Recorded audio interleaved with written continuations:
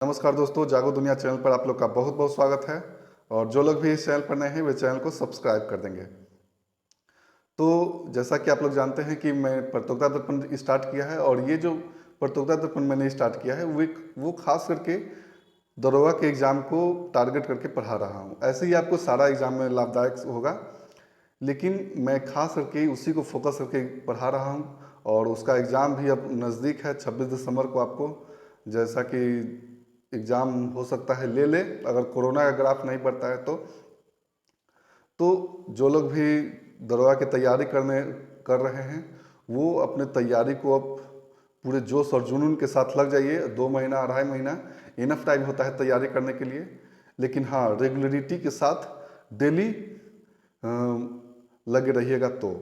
तो आइए आज हम अंतर्राष्ट्रीय घटनाक्रम को स्टार्ट करने वाले हैं। और ये जो अंतर्राष्ट्रीय घटनाक्रम है ये अक्टूबर माह का है। तो चलिए स्टार्ट करते हैं। अमेरिका एवं सहयोगी देशों की सेनाओं की अफगानिस्तान से वापसी के पश्चात सत्ता अब तालिबान के हाथ में आ गई। तो जैसा कि आप लोग जानते हैं कि अमेरिका और उसके जो सहयोगी देश थे, सहयोगी देश का कहने का मतलब कि जो नाटो की सेना थी उनका अफगानिस्तान में राज था, ठीक है। तो अब अमेरिका और उसके जो सहयोगी देश थे उन्होंने अपनी सेनाओं को वापस बुला लिया। तो वापस बुलाने के पश्चात अब क्या हुआ कि अफगानिस्तान पर तालिबान का राज हो गया, ठीक है। किसका राज हो गया? तालिबान का राज हो गया। और तालिबान क्या है? ये एक आतंकवादी संगठन है, ठीक है। अब आगे पढ़ते हैं कि अमेरिका एवं सहयोगी देशों की सेनाओं ने पूर्व घोषित योजना के तहत अफगानिस्तान की धरती से विदाई 30 अगस्त 2021 से ले ली, ठीक। तो अमेरिका और उसके जो सहयोगी देश की सेनाएं जो थी वो कब विदाई ली अफगानिस्तान की धरती से? 30 अगस्त 2021 को, ठीक है। इस प्रकार 1996 से 2001 के दौरान अफगानिस्तान में सत्ता में रहे तालिबान की एक बार पुनः सत्ता में वापसी अगस्त 2021 में हुई है।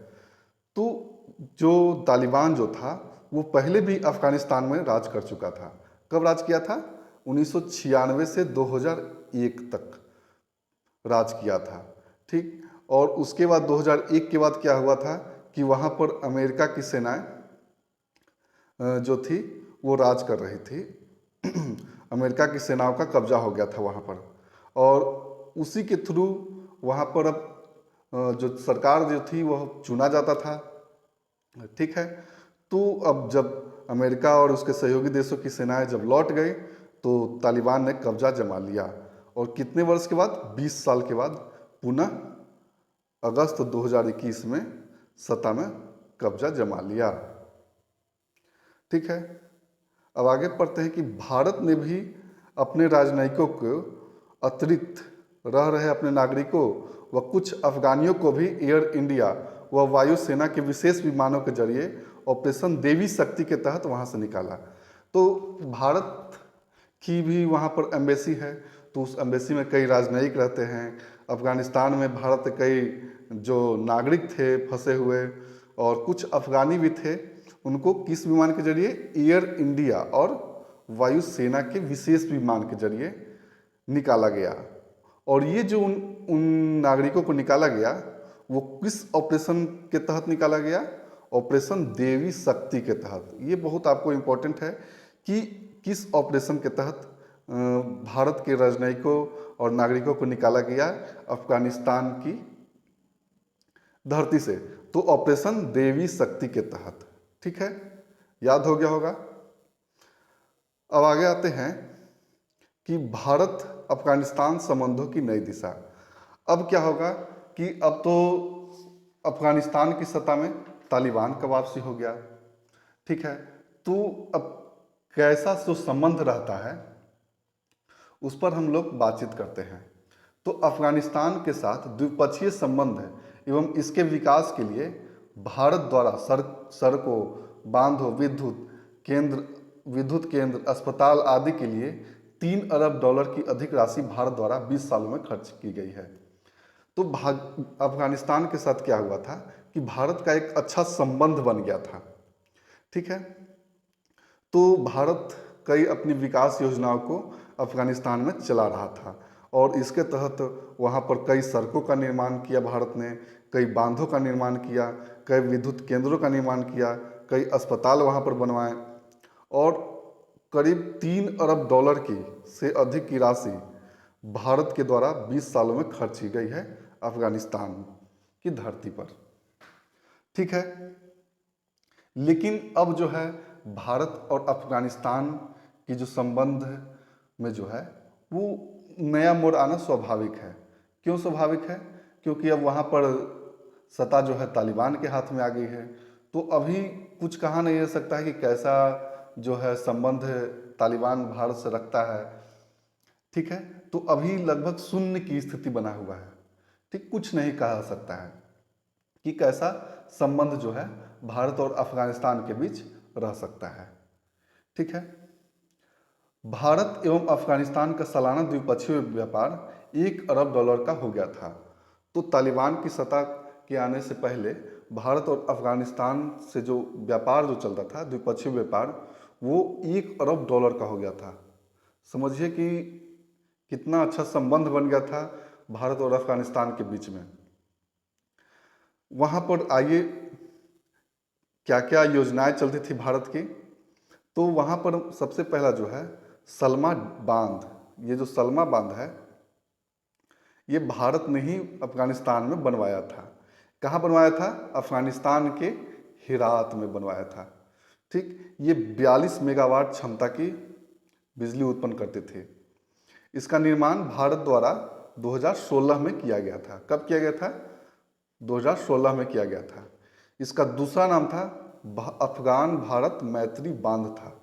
ठीक, तो सलमा बांध का दूसरा नाम क्या था? अफगान भारत मैत्री बांध है। अब आगे बढ़ते हैं। दूसरा क्या? संसद भवन का निर्माण। जो अफगानिस्तान की जो संसद है उसका निर्माण भी कौन किया था? भारत द्वारा ही किया गया था। ठीक, इसमें जो इसकी लागत थी वो 9 करोड़ डॉलर की लागत से वहाँ के संसद भवन का निर्माण भारत ने किया था। इसके उद्घाटनकर्ता कौन थे? नरेंद्र मोदी थे और ये 2015 में उसका उद्घाटन हुआ था।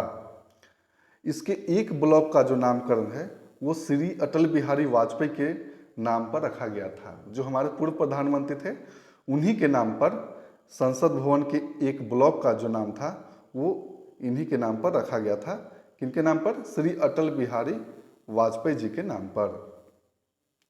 ठीक है, अब दूसरा क्या बनवाया था कि जरांग डेलाराम राजमार्ग का भी निर्माण भारत ने ही करवाया था। ये अफगानिस्तान ईरान सीमा के निकट जरांग से डेलाराम तक जो है फैला हुआ है। तो इसका निर्माण किसने किया था? भारत ने करवाया था। ये 200 कितने किलोमीटर की है? 218 किलोमीटर है और इसका जो लागत मूल्य क्या था? 15 करोड़ डॉलर था। ठीक है, और क्या था? स्वास्थ्य में भी बहुत काम किया है भारत ने। वहाँ पर काबुल में बच्चों की चिकित्सा के लिए Indira Gandhi institute for child health की स्थापना भारत के सहयोग से ही की गई थी। ठीक है, किस चीज़ की स्थापना की गई थी? Indira Gandhi institute for child health की स्थापना जो था भारत ने ही किया था काबुल में। ठीक है, और ये बच्चों की चिकित्सा के लिए था। तो इतना चीज़ जो था वो भारत ने, और भी कई चीज़ जो थे वहाँ पर निर्माण किए गए थे भारत द्वारा।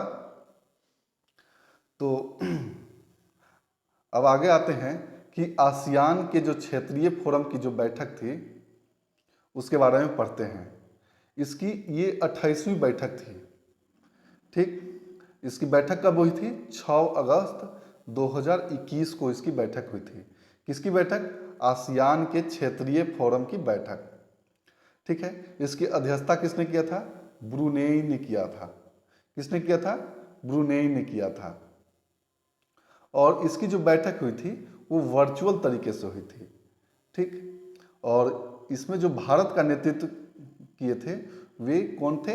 राजकुमार रंजन सिंह, जो विदेश राज्य मंत्री हैं। इन्होंने ही भारत की तरफ से आसियान के क्षेत्रीय फोरम की बैठक में नेतृत्व किया था। ठीक है, अब आगे आते हैं कि एससीओ के कृषि मंत्रियों की वर्चुअल बैठक। तो एससीओ क्या है? संघाई संघाई सहयोग संगठन, ठीक। तो इसके जो कृषि मंत्रियों की वर्चुअल बैठक हुई थी, कहाँ हुई थी? वर्चुअल बैठक हुई थी। तो इसकी मेजबानी कौन किया था? ताजिकिस्तान किया था। कौन किया था इसकी मेजबानी? ताजिकिस्तान किया था। और कब हुई थी इसकी बैठक? 12 अगस्त 2021 को किया था। इसकी ये जो बैठक थी वो वर्चुअल बैठक थी, ठीक है। और भारत की तरफ से नेतृत्व किसने किया था? श्री नरेंद्र सिंह तोमर, जो कि कृषि मंत्री हैं। इन्होंने ही एससीओ के कृषि मंत्रियों की वर्चुअल बैठक का नेतृत्व किया था भारत की तरफ से, ठीक है। अब आगे आते हैं कि वीडियो कॉन्फ्रेंसिंग के जरिए इब्सा के पर्यटन मंत्रियों की बैठक हुई थी, ठीक है। किसकी बैठक हुई थी? इब्सा के पर्यटन मंत्रियों की बैठक हुई थी। इब्सा क्या है? ये 3 देशों का समूह है। कौन कौन देश है इसमें? इंडिया है, ब्राजील है और साउथ अफ्रीका है, ठीक है। तो आई से हो गया इंडिया, बी से ब्राजील हो गया और एस से हो गया साउथ अफ्रीका हो गया। और इन्हीं तीनों देशों का जो समूह को हम क्या कहते हैं? इब्सा कहते हैं। और इब्सा के ही पर्यटन मंत्रियों की बैठक वीडियो कॉन्फ्रेंसिंग के जरिए हुआ था। इसका उद्देश्य क्या था? किस उद्देश्य के से यह पर्यटन मंत्रियों का बैठक हुआ था? तो इसके पीछे उद्देश्य था पर्यटन सहयोग की समीक्षा करना, ठीक है। पर्यटन में सहयोग का महत्व और पर्यटन क्षेत्र की स्थिति में तेज सुधार लाना, ठीक है। तो कोरोना के कारण क्या हुआ था कि पर्यटन क्षेत्र में बहुत नुकसान हुआ था। तो उसी में सुधार लाने के लिए ये बैठक की गई थी, ठीक है। अब आते हैं अगले टॉपिक पर कि मुहियुद्दीन यासीन के त्यागपत्र के पश्चात इस्माइल साबरी याकूब मलेशिया के नए प्रधानमंत्री बने हैं। तो मलेशिया के नए प्रधानमंत्री कौन बने हैं? इस्माइल साबरी याकूब, ठीक है। किनकी जगह? मुहियुद्दीन यासीन की जगह, ठीक है। तो ये अंतर्राष्ट्रीय घटनाक्रम में इतना ही पढ़ना था और पूरा अंतर्राष्ट्रीय घटनाक्रम को मैंने ख़त्म कर दिया है अक्टूबर माह का। और जो लोग भी वीडियो को देखें वे ज़रूर से ज़रूर इसको सब्सक्राइब भी कर देंगे, ठीक है। तो यहीं पर अपने वीडियो को अब समाप्त करते हैं और अगला जो टॉपिक होगा वो प्रतियोगिता दर्पण के अक्टूबर माह का नवीनतम सामान्य ज्ञान से होगा, ठीक है। तो बने रहिएगा चैनल पर। धन्यवाद।